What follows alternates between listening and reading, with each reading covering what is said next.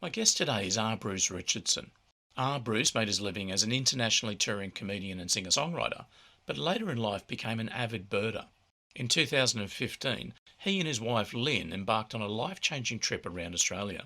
During the trip, they saw over 630 bird species, and the adventure became the subject of his best-selling book, An Australian Birding Year. Good morning, Bruce. Thank you for joining me today. Good morning. I'm glad that we're together now. Yes, we had a few technical hitches, but we're all good now. Just a few. What day is it? What day is it now? That's right. Now, although you live in Australia, Yes. You were born in the US, in Virginia. Yep. Coastal Virginia. You travelled a lot with your entertainment career. I did. Was part of your travels coming to Australia? Is that one of the reasons you've sort of ended up coming? I did. No, I started coming we began to come to Australia because I had stepkids here that ended up living here and successfully reproducing with Australians, and I have grandkids here and stuff. But I came in 2008. I did the Melbourne International Comedy Festival and performed. But that's pretty much the extent of my paid performing in Australia. Okay. But it was successful, went well, and was happy with it. But, yeah. And how long were you doing that career for? How long were you entertaining for? Geez. I started touring, full-time touring comedy venues predominantly in about 95 on through probably 2010 was sort of the end of my touring. Okay. My any serious touring, but there was a lot of full on, basically full-time touring during that period. There's a lot of driving because I did traveled mostly in a vehicle because it was easier. Yes. And I mean, you can't fly from one-nighter to one-nighter when you're doing a string of one-nighters. So yeah.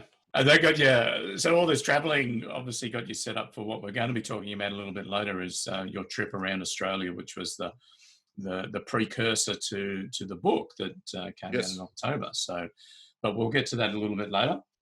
You made 3 albums during your career. I did. The first one was called Album with a question mark because I'd recorded it right at the point where people stopped producing vinyl and CDs hadn't really caught on, and it actually was first put out on cassette. Oh, okay. I thought, well, this is not an album, and I was trying to think of so I called it Album with a question mark.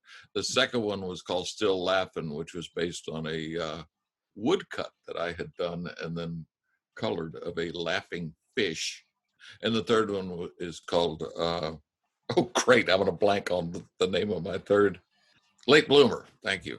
And do you still perform at all? I mean, I know we've had COVID and things like that, but I will. If I do it, I will do it as I did it. It will be done in a professional way. And what I don't want to do, people go, oh, we're having such and such would you get up and sing a few songs? And it's like, well, I don't have a way to set the guitar up. I don't have a so it's what I did, and it's what I did for a living, and it's what I take it.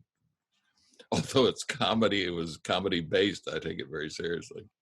Now, I read on your website that you enjoy sharing life and experiences, and you believe it is an integral part of living. I do. What do you mean by this? So sharing through words, through songs, sharing interaction with other humans is life, and that's why I so prefer. I mean, if I'm out, shopping, I interact with the person that's sweeping up the back aisle of Bunnings in the same way that I'd interact with the CEO of Bunnings if he were there. We're all people. It's all interactions. It's life, and it is to me. And the writing, singing, and sharing in those ways are it's also a way to validate what I do. You're sharing it. It becomes more real the more people that listen to it, and the more people that enjoy it.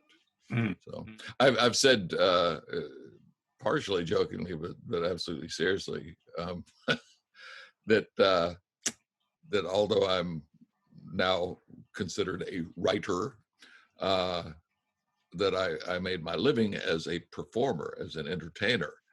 I use validity in the same way that plants use photosynthesis. And that's what I've talked about, letting the sun shine on my words. Yep. And I do. That's what I thrive on. And you're a very open person, from what I've read on your website and on your yes, social media posts. You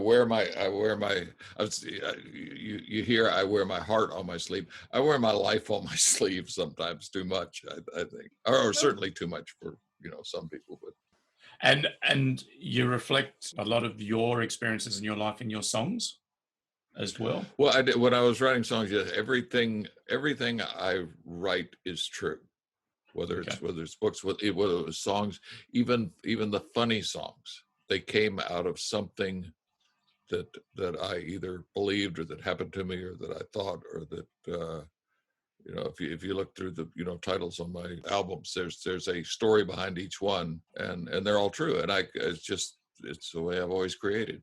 And we'll talk about we'll introduce your first song and we'll have a quick talk about that one.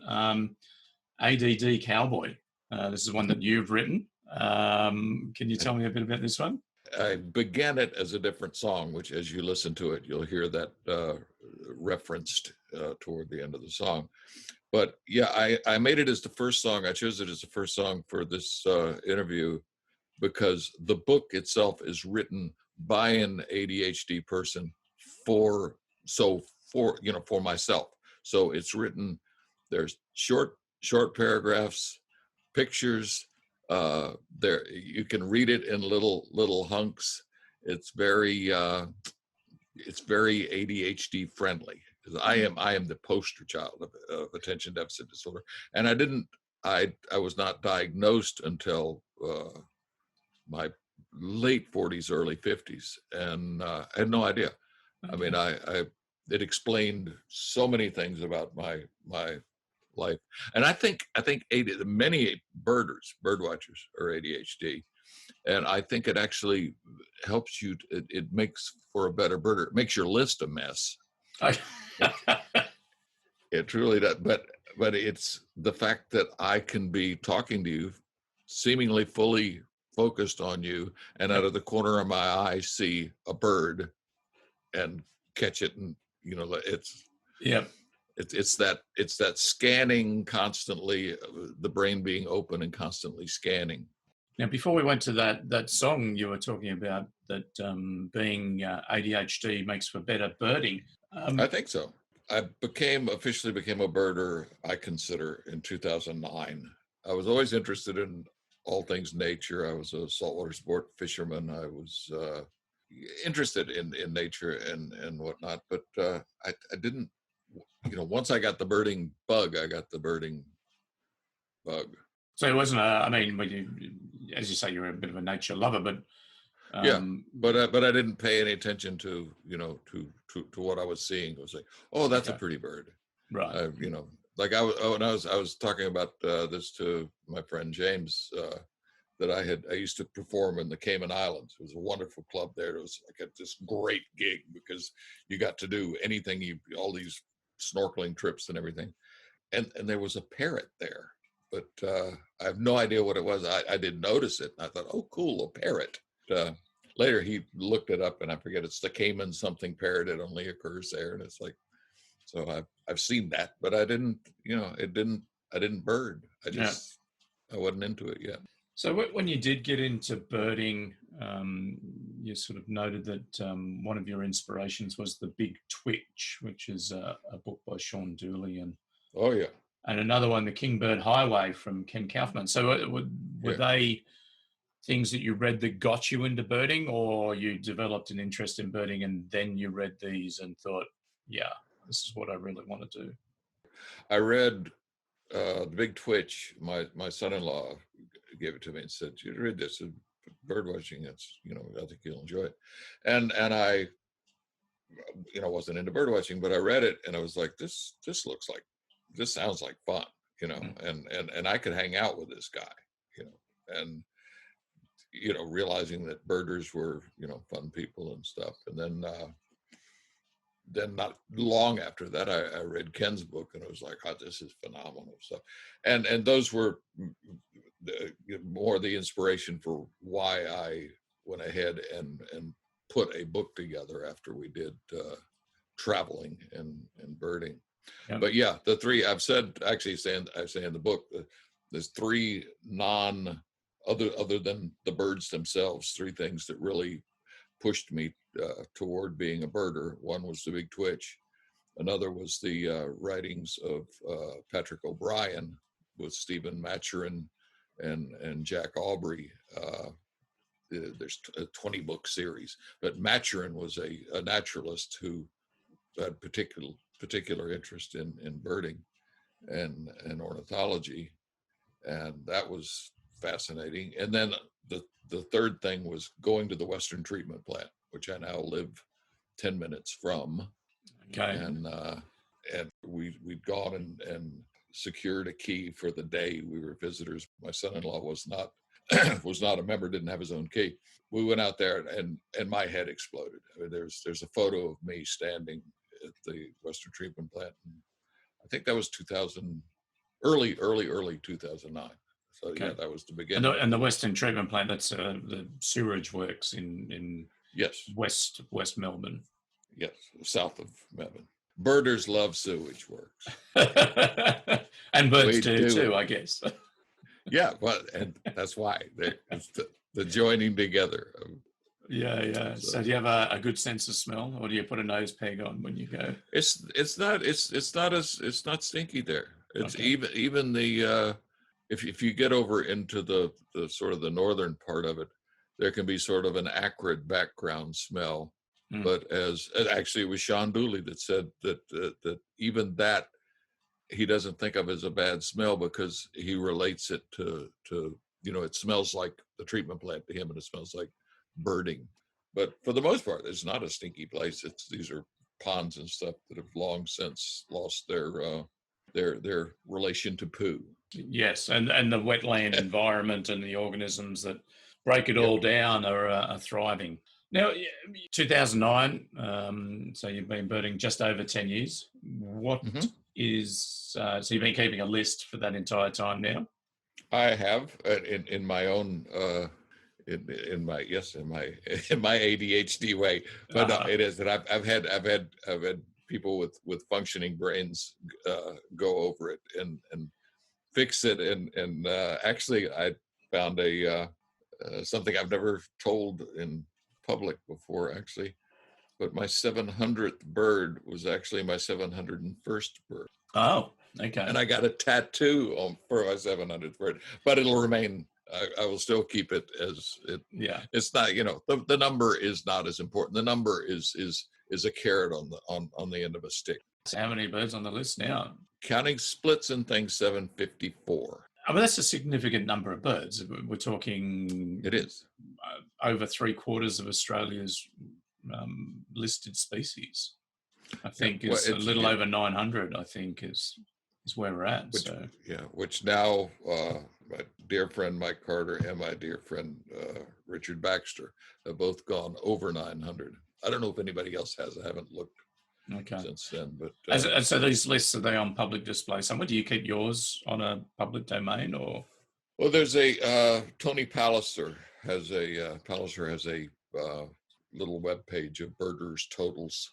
It's very, very unofficial, and I mean it's official to us that are on there, but it's just it's a fun thing.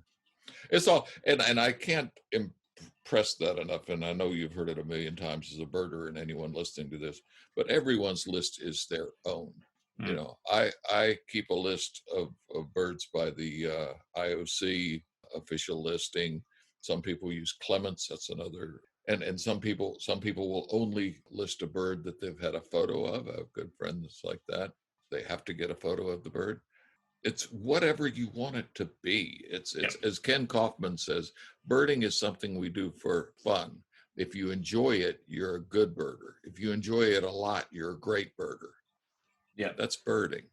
You know, Okay. if you start taking your list too seriously, and especially if you start taking other people's lists and questioning other people's lists, then things get creepy. The fun's gone out of it, yeah. Okay, we'll talk a bit more about that, and we'll talk about the trip after your next song. So your second song choice is Up Against the Wall, Redneck by Jerry Jeff Walker. Can you tell us why you picked this one? It's actually by 𝗬𝗚𝗰𝗲𝗷, and that'll be the first thing you hear when you play it. This is a song by 𝗬𝗚𝗰𝗲𝗷, and that was Bob Livingston who said that from the stage.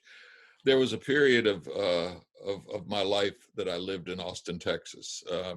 It was 1975 and 76. And although it was just about a year, just a bit over a year, I was only in my 22 years old. And it defined part of who I am now, and as well as hugely influenced my musical tastes, and it was a time when living the song was more important than performing the song well. And we lived the songs in Austin at that time. You know, the beer and the beer mainly. Then I ended up in rehab in 1990. But yeah, it was an incredible time. It doesn't really have anything to do with bird watching, except there is a real connection between the heart of Texas, which is different than the political Texas. There's a lot of not good political Texas stuff, but the heart of Texas and the size of it and the land itself is a lot like Australia. Right. I have said Australia is Texas upside down. All right, well, we'll listen to this song. It sounds, I'm looking forward to it. And it's a fun song. Now, Bruce, I wanted to chat to you about the book. Were you away for a whole year? I mean, I know the book's called An Australian Birding Year. Was it an exact year, or a little bit more, a little bit less? I began the list of birds on 20 August 2015 with a low flyover of 2 gang cockatoos calling in my son's yard. And it was like, that would be a nice bird to kick the list off with. And so we had this couples list, very relaxed list of. Lynne was determined we were not going to do a big year because she knew big ear birders, and of course, John. Of course, the book, The Big Year. The movie, The Big Year, with Owen Wilson and Jack Black and Steve Martin. It sort of shows the obsessive side of. It does, and as I said, Lynne, personally knows well. Although the character played by Jack Black, Greg Miller, a dear friend of both Lynne and mine, and he couldn't be a sweeter, more wonderful person. So that side, was a good side. But she knew, she'd also met. We're also good friends with John Weigel, who has the Australian big year and the North American big year. She had seen his true obsession, and she was not going to do that sort of full tilt birding. So so it was more of a trip, a journey around Australia to discover parts of Australia that I'm guessing you hadn't seen before. We let the birds lead us. That was the idea. John did sit down and help us map out this route based on birds and top birding spots and where to get what birds, which we followed to a certain degree. But then as life intervened, things would change and the routes changed and stuff. But that was the essence of the book, is that we saw all of Australia. I mean, I've not seen all of Australia, of course. Yeah. But I've seen more of it than probably 90% of Australians. And we traveled the whole continent, but we did let the birds lead us. We also let weather lead us. We in the summer we stayed pretty far south as we could and whatnot. But just to avoid the heat and the humidity of the north. We ended up staying at Broome Bird Observatory for 3 weeks. We were going to stay a week, but it was mid 40s up north of Broome, and that's where we were heading on across. It worked out well for going on the Gibb River Road over to to see the black grass wrens at Mitchell Plateau. Okay. And so you're in Broome, I'm guessing then probably December, January's time? March, okay, so a little bit later. Yeah. So were you there when the mass wader migration departure happened, or? Well, we got pretty much the regular waders, any waders that we needed there. We got redshanks and oriental plovers. Because Roebuck Bay there, that's it's the wader hotspot of Australia, really, isn't it? So it is too, and it's absolutely. We loved it there. It was a wonderful 3 weeks. Yeah. So you're saying John Weigel, so give you a bit of a map. So you went clockwise. Was there a reason for going clockwise, or is it just seasons? Or I didn't really go clockwise. We went north and then south. We went up the East Coast, Kingfisher Park, came back to Cairns, flew into Iron Range, came back down to Victoria, to where we were staying with my son at the time. Yep. And then we actually house set for part of January, and then we went off in we just headed to where we hadn't been. We headed west. Did you have any, apart from the heat and having to sort of prolong in different areas, did you have any car issues or any problems along the way? We were very, very, very fortunate. We did have, there was some oil thing that went awry in 𝗕𝗵𝗃𝗃𝗃, and so 𝗕𝗵𝗃𝗃 is your Land Cruiser, is that right? Yes. Okay. It's a Toyota troop carrier, Land Cruiser camper, Land Cruiser troop carrier, and they're often called 𝗕𝗵𝗃s, and I spell 𝗕𝗵𝗃 with an I because I consider that she has a feminine essence. Okay. Just like a ship. I mean, she's a she to me. Okay. Yeah. And she is very much like a ship, and it's. Now, there's a wonderful quote here. Was that the more my heart is spread out across this amazing country, the more heart I have. It's not like my heart gets divided up into smaller and smaller pieces. In the essence of that, you're saying that you don't really have any one favourite place in Australia. There are so many places that you fell in love with on the trip. I have a lot of places in Australia that I love. I do. That's one of the hardest questions in interviews is, what's your favorite place? And, Kingfisher Park, Broome, they're all individual. Yeah. And there's so many, the diversity of Australia is amazing, and it's, and wondrous, to me. I love it.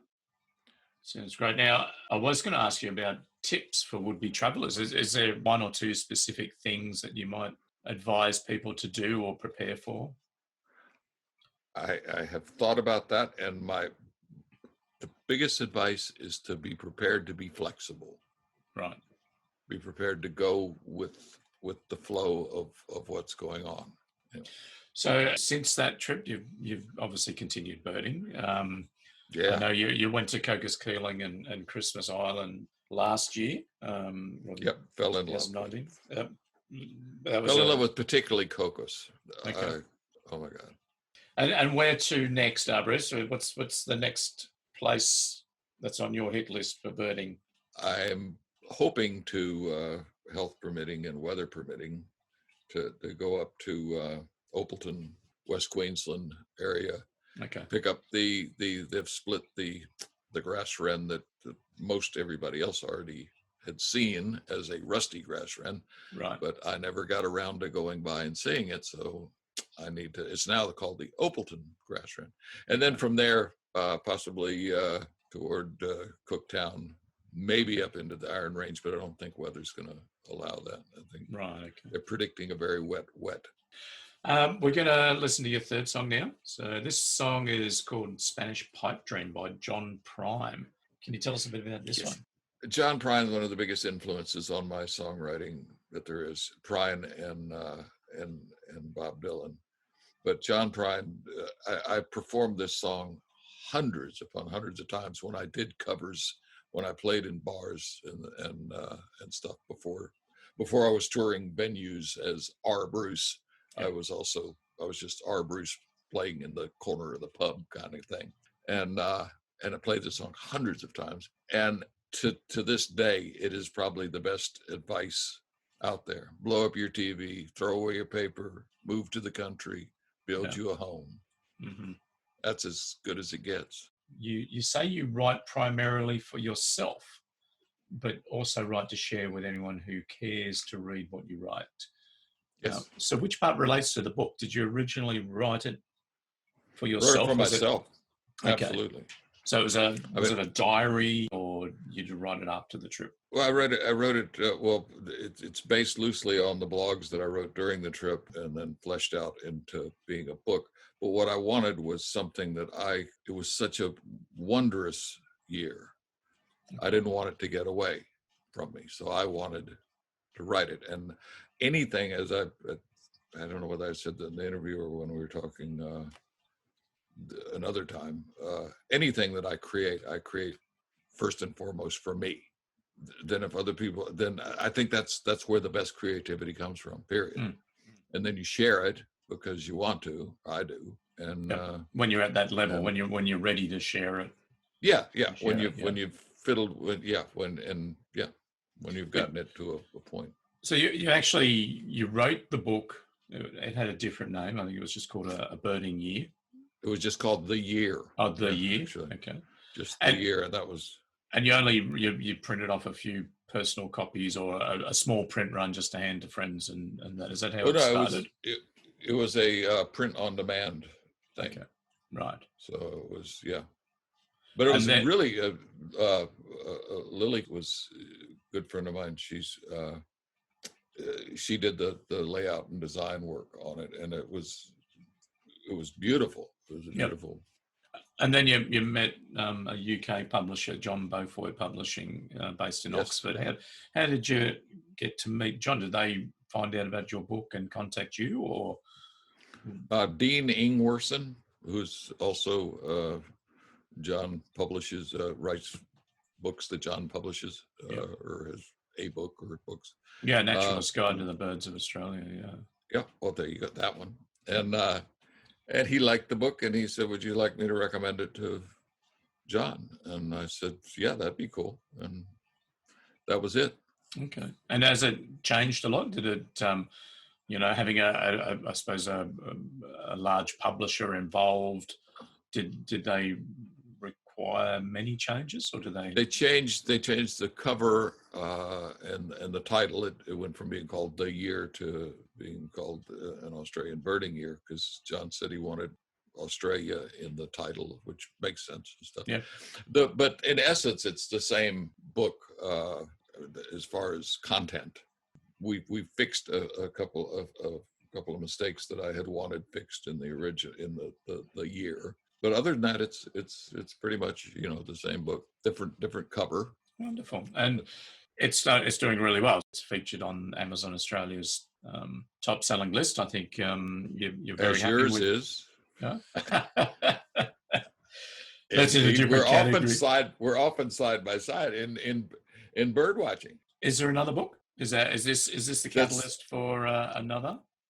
I am in the midst of writing the rough first draft of the sequel, which is the ups and downs, or the downs and ups. I think I decided to, and it'll have the Cocos and Christmas adventures in it, as well as going out into the Gibson Desert and finding princess parrots. And there's been a lot of really good birding adventures, but there's also been some interesting life changes, like I said, ups and downs, or downs and ups, and I think it'll make interesting reading, and it's going to be another John Beaufoy Publishing book, Excellent. probably in 2022. Okay, well, we'll look forward to that. And so the first book is based on the year that you and your wife Lynne travelled, and the second book's going to be post an Australian birding year, so the continued travels. Yes. Your fourth song choice is a classic, an absolute classic. So what we've listened to so far has been very personal to you, insofar as you've either written them, or you've performed them yourself, or you've you've known the artist well. Well, this is one I know the artist well. Okay, so "Smoke on the Water" by 𝗕𝗵𝗃𝗃, one of the iconic songs. What's the story behind this one then? In the mid to late 1990s, I got a message, how we used to call each other and stuff back then. A friend got up with me and said, Ian Gillan loves your songs, has your first album, and wants to meet you. Okay. And I was like, Ian Gillan, the lead singer of 𝗕𝗵𝗃𝗃, the guy that was Jesus and Jesus Christ Superstar, likes my songs. And he was like, yeah, he does. I went and met, extremely long, complicated story short, went and met Ian. We hit it off as if we'd known each other all our lives. Dear friend. And I went to England and did a tour, stayed at his house, and we hung out and stuff. But I think the more important creativity point of the story is that Ian and Roger Glover and Lynne and I were having dinner at Roger's condo in Florida when they were working on an album in the late 90s. And we were talking about musical influences.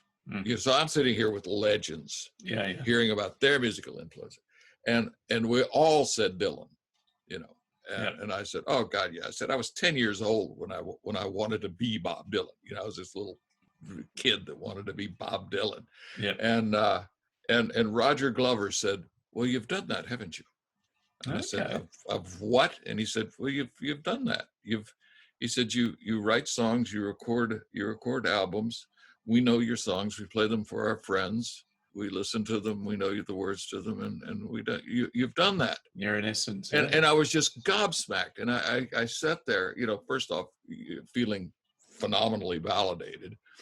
But then I said, I had to say something. So I said, I thought there'd be more money.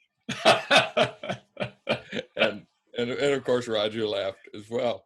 But yeah. I've like I said, I did a tour in Southwest England in 2004 where I stayed with Ian and B some, and it's been a wonderful connection, the connection with 𝗕𝗵𝗃𝗃𝗃. And one last quick story, if I could sell my soul to have a video of this. I was staying also again in Florida. We were at Ian's condo because that's where we were staying. And I used to play ukulele a lot. And I had a ukulele because they were easy to carry around. And Ian was he was taking a shower and he was coming out of the shower wearing a towel. And I started playing "Smoke on the Water" on a ukulele. And Ian Gillan stopped standing there wearing a towel and sang full voice, the voice that we've heard a billion times, "Smoke on the Water," as I played it on ukulele. And if there had been, if it had been, 20 years later, Lynne would have taken her phone out and That's right. had a video of it. It would have 200 million, hits on YouTube. But it was another world. It was just a moment in time that I will never forget. Ian Gillan in a towel singing "Smoke on the Water" while I play it on ukulele. I wish that's what I was introducing, but now you're going to hear, the actual legends. We just listened to "Smoke on the Water" by 𝗕𝗵𝗃𝗃𝗃, and I could almost picture him standing in the towel as I was listening to that, Bruce. Yeah, he looked good in a towel, but Ian stays in good shape. I mean, he tours constantly, and still does. I mean, they haven't been this past year because of the plague, but yeah. Now, I can visualize. I can see you. I mean, we've got a video link, even though our listeners are only going to be listening to the audio transcript of this. But you've got a number of tattoos, and you said earlier that your the grey grass wren was the first one. Yeah. So that was your first tattoo. Yes, when I was 65 years old, I got my first tattoo. So when people say, I'm not getting a tattoo, what's it going to look like when I'm like 65? I say, well, that's when I got my first one. So you haven't only got the one. I mean, I can see you've got a number of tattoos. Bunches. I don't actually even know how many. Okay. I mean, it's like, I don't know, a couple, a score maybe. Yeah. And there's a number of bird-related ones. There's a number of others, but they're almost all bird-related. Yeah. One that catches my eye there, which is a quote from John Beaufoy. It says, "The pursuit of what is elusive but attainable, a perpetual series of occasions for hope." Yes. Why did you get that? What's John Beaufoy wrote it originally about fishing. Mm-hmm. The joy of fishing is that it is the pursuit of what is elusive but attainable. And I had it at one time. It was given to me in a calligraphy type thing in a frame because I was a fisherman, and it was, it was originally about fishing. And so I was familiar with the quote, and I realized that is exactly what birding is. Right. Yeah. It is exactly what birding is for me. It's elusive but attainable, a perpetual series of occasions for hope.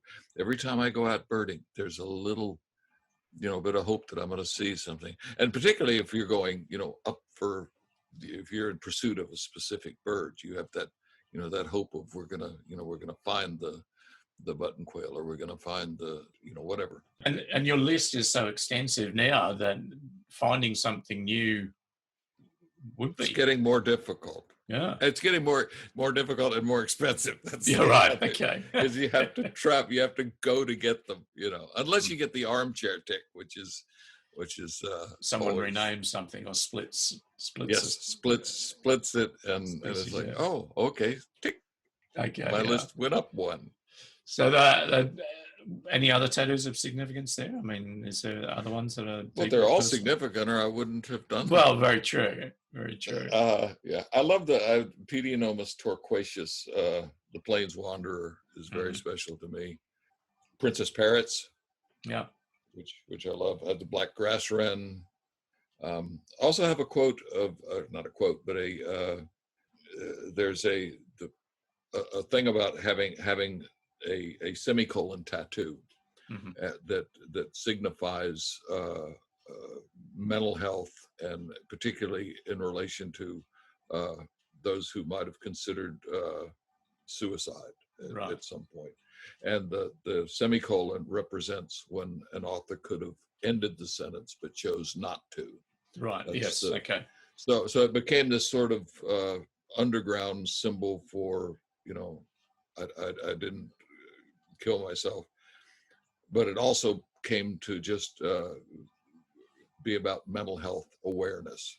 Right. And I was reading about this and looking at actually tattoos of where people had used a semicolon, and often people would use the semicolon as an I in words.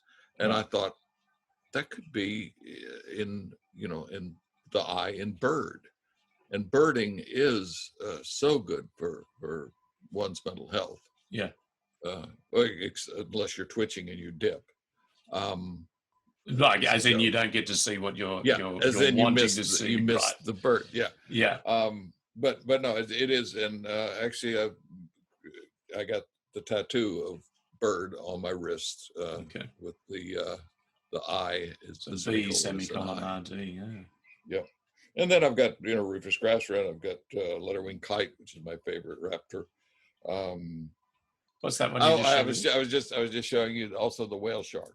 Oh, the whale shark, which you swam with when you were on 𝗂𝗄𝗄𝗃? On Christmas. Christmas. Yeah. Christmas. There were a lot of whale sharks in the area, and Richard Baxter arranged for us to just sort of catch a ride out to go. So I mean, for a fortune, you can see them, out of, what is it, Nigaloo? Yeah, Nigaloo Reef. Yeah. And but that's extremely expensive and stuff. And this was just like, right out on this guy's boat, and there's one, get in the water. And it was as my friend Jenny said, it was rapturous. Yeah. Swimming above the largest fish in the sea, and they are massive, and they're so benign, so majestic, majestic and peaceful, and nothing. And I've had people seriously say, but weren't you scared? I mean, really? What is? There wasn't an iota of fear of that creature. It was just. I was just in awe. Yeah. Yeah. So we're gonna finish now with your last song. We unfortunately ran out of time, but we'll have to have another chat another day. But your last song is another one of yours. Yes, it is. A Man Needs a Vice. So can you tell us quickly about that one? Well, I wrote it when I had quit smoking, but started smoking again. As I mentioned at some point, I did stop drinking. I quit drinking in 1990. I've been clean and sober for 30 years, over 30 years now.